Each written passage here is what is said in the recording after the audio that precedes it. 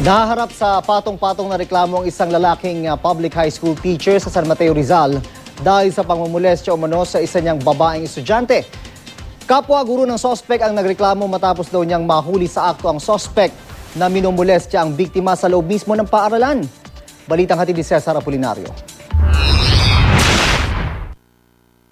Sa sinumpaang salaysay ng gurong nagsampa ng reklamo, nahuli raw niya ang co-teacher na hinahalikan at hinahawakan sa masiselang bahagi ng katawan ang 12 taong gulang na babaeng estudyante nito noong October 15 sa loob ng eskwelahan. Naipablatter na raw niya ito sa barangay noong October 17 at sinita ang kapwa guro. Yung teacher na lalaki ay hinahalikan niya yung bata habang ang kamay niya ay nakadukot doon sa masiselang parte ng batang babae. Alam mo bro na mali ang ginagawa mo. Bro, pinagbigyan ko lang yung bata.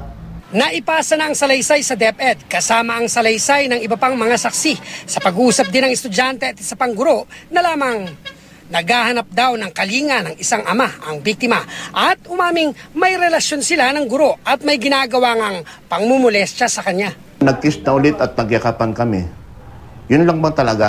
Kahit niyayaya niya nga ako sa gusto niya, siyempre, huwag ko pababayaan ang virginity ko kaya hindi ako pumayag. Dinala ng guro ang reklamo sa pulisya. Agad namang pinuntahan ng pulis ang magulang ng bata para kausapin at mag-imbestiga. Pumunta po kami sa bahay ng magulang para imbitahan na siya ay isama niya bigyan niya kami ng permiso na mapa-examine yung kanyang anak.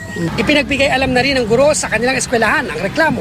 Sinubukan namin kunin ang pahayag ng inirereklamong guro at ang principal pero wala raw sila sa eskwelahan. Sa barangay naman, nagpa-blatter din ng harassment ang inirereklamong guro laban sa kapwa guro na nagsampa ng reklamo sa kanya. Cesar Apolinario, GMA News.